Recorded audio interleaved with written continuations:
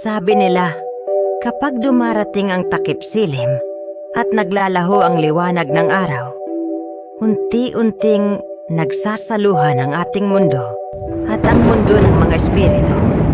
Maligayang pagdating sa kwentong takip silim. Ang kwentong ibabahagi ko sa inyo ngayon ay galing mismo sa isang manunood dito sa Laguna. Ito ay isang totoong kwento.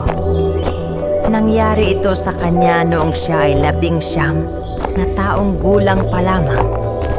Nang siya ay umuwi at tumuloy sa bahay ng kanyang lola sa pinakadulo ng isang masukal at madilim na gubat.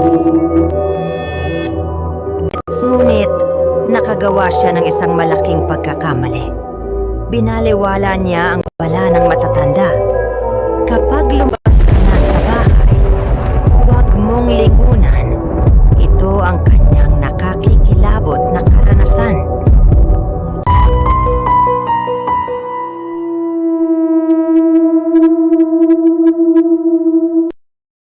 Bakasyon noon, napagdesisyonan kong umuwi sa Luisiana, Laguna para bisitahin ang bahay ni Lola. Luma na ang bahay nila. Gawa sa kahoy at pawid. Nasa pinakadulo ito ng baryo, sa mismong gilid ng isang malawak at madilim na kagubatan. Malayo ito sa lahat, walang kapitbahay, at higit sa lahat, walang kuryente. Kapag gabi na, tanging ilaw lang namin ay kandila at lamparang dilangis. Bago matulog si Lola, tinawag niya ako at seryosong nagpaalala. Sabi niya, Anak, anuman ang mangyari ngayong gabi, anuman ang marinig mo, o anumang makita mo sa labas, huwag mong bubuksan ang pinto at lalong huwag kang titingin sa bintana, lalo na sa bintana sa likuran. Bata pa ako noon at mapaglaro lang ang isip. Tinawanan ko lang siya. Akala ko ay mga pamahiin lang iyon ng matatanda. Ang sagot ko lang, Opo Lola, sige po. Pagsapit ng 9:00 ng gabi, tulog na si Lola. Ako lang ang gising, sobrang tahimik ng paligid. Tanging huni lang ng mga kuliglig ang naririnig mo sa buong paligid. Hanggang sa narinig ko ito.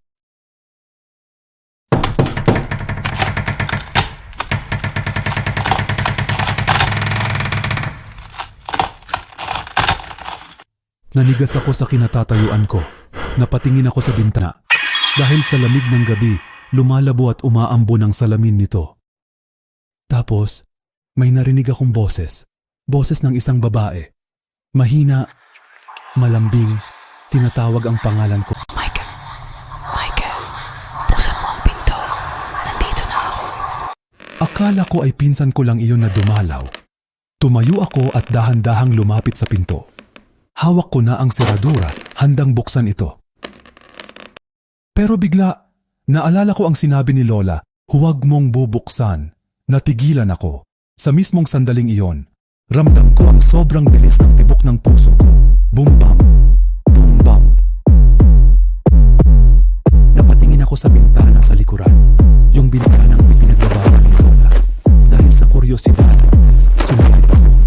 Ang nakita ko ay halos magpatigil ng tibok ng puso ko. Sa labas ng bintana, nakatayo sa tabi mismo ng puno, ay isang anino. Sobrang taas, payat na payat, parang kalansay na nababalot ng maitim at tuyong balat. Ang mga braso nito ay sobrang haba, halos abot hanggang sakong nito. Pero ang pinakamasama sa lahat ay ang mukha nito.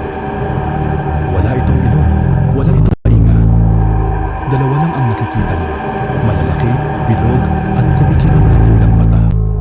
Nakapako ang tingin sa akin at nakangiti ito. Isang malapad at masamang ngiti na mula bibig hanggang tenga. Kitang-kita ang mahahaba at matatalim nitong ngipin na para sa hayop. At dahan-dahang itong papalapit sa bintana. Hindi ako makagalaw. Parang na-paralyzed ako sa takot. Ipinikit ko ng mariin ang aking mga mata at dasal lang ako ng dasal. Nagtago ako sa ilalim ng kumot. Nandoon lang ako, nanginginig sa takot, hanggang sa sumikat ang araw. Pagsapit ng umaga, tumakbo ako palayo sa bahay na iyon. Tinanong ko agad si Lola. Lola, ano yung nakita ko? Ano yon? Seryoso siyang tumingin sa akin at sinabi, Ang nakita mo ay ang tinatawag nating tikbalang o minsan tinatawag siyang aswang. Naninirahan siya sa gubat na iyan. Ginagaya niya ang boses ng tao para lokohin ka. Gusto niyang buksan mo ang pinto para kuha ka niya. mula noon, hindi na ako muling natulog sa bahay na yon. Marami sa atin ang naniniwala at marami rin ang hindi. Pero sa mga malalayong probinsya, sa malalalim na gubat, sa mga lugar na walang liwanag, huwag kang masyadong sigurado na ikaw lang ang nandoon. Tandaan mo, hindi lahat ng kumakatok ay tao. Hindi lahat ng boses na naririnig mo ay galing sa taong kilala mo. At higit sa lahat, kapag may nagsabing, huwag bubuksan, maniwala ka. At sumunod, dahil minsan, ang nasa labas ay hindi naghahangad ng pagbisita. Naghahangad lang sila ng buhay. Ito ang kwentong takip silim. At ito ang kwento na hinding-hindi ko na muling makakalimutan. Kung nagustuhan nyo ang kwentong ito, mag-iwan kayo ng aminin sa comment section kung kayo ba ay naniniwala sa mga nilalang ng gubat. Huwag kalimutang mag-like at subscribe para sa mas marami pang nakakakilabot na kwento. At tandaan, laging mag-ingat, lalo na sa gabi. Magandang gabi at matulog ng mahimbing kung kaya mo pa.